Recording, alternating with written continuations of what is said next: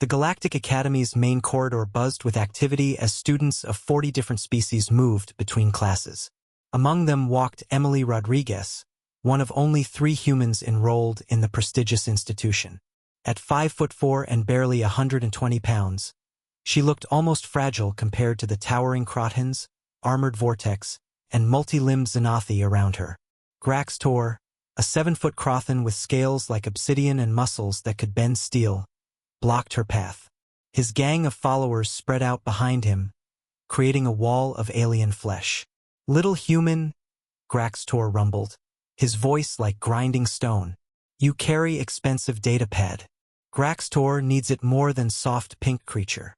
Emily sighed, adjusting her backpack. "Move, Grax. I'm late for xenobiology." The Crothon's laugh shook the walls. His species had evolved on a high-gravity world, making them naturally 3 times stronger than most galactic citizens. They were known for their warrior culture and, unfortunately, their tendency toward bullying. Human gives datapad, or Graxtor takes it. His massive hand reached for her shoulder. Emily's stance shifted almost imperceptibly. "Don't touch me. What will tiny human do?" Graxtor's clawed hand clamped down on her shoulder, his grip strong enough to shatter most species' bones. The corridor security camera recorded what happened next, though even in slow motion, analysts would struggle to understand it fully. Emily's hand snapped up, grabbing Graxtor's wrist. Her thumb found a specific point between his scales, pressing into what human martial artists called a pressure point, something the Crotons didn't know they possessed. The big alien's eyes widened as his arm went completely numb. Using his own momentum, Emily pivoted, her hip driving into his center of mass while her grip guided his numbed arm. Despite the size difference, physics was physics. Graxtor's feet left the ground. The Crothon bully crashed into the corridor wall with enough force to crack the reinforced panels. Before he could recover, Emily had already moved, her knee pressing into his throat with surgical precision. Not enough to cause damage, just enough to make breathing difficult. "Humans evolved on a death world too," she said calmly, her voice carrying in the sudden silence. "But unlike Crotons, we didn't get stronger. We got smarter. We learned anatomy, leverage, momentum." She pressed slightly harder. "We learned that every species has weak points." Graxtor's followers stood frozen. They'd seen their leader bench press a hover car, yet this tiny human had dropped him in seconds. "Here's something they don't teach in galactic history," Emily continued, still maintaining her hold. "Humans didn't become apex predators through strength. We did it through persistence hunting and tactical thinking. We studied our prey, learned their weaknesses, and exploited them." She released him and stood, straightening her uniform. Graxtor remained on the ground, gasping, his arms still numb. "But the real difference between humans and Crotons?"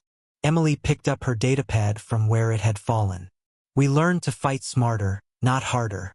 Your species spent millions of years evolving armor and muscle.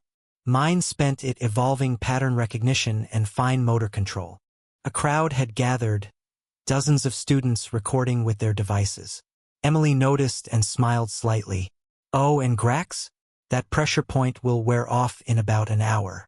But the video of you getting dropped by someone half your size." She shrugged. "That's forever." Professor Zeklin, a spindly Alteran who taught comparative species studies, pushed through the crowd. His 4 eyes blinked rapidly as he surveyed the scene. "What happened here?" he demanded. "Cultural exchange," Emily replied innocently. "I was just demonstrating human martial arts." Graxtor volunteered to help. The professor looked at Graxtor, still on the ground, then at Emily. His mandibles clicked in what might have been amusement. "How educational.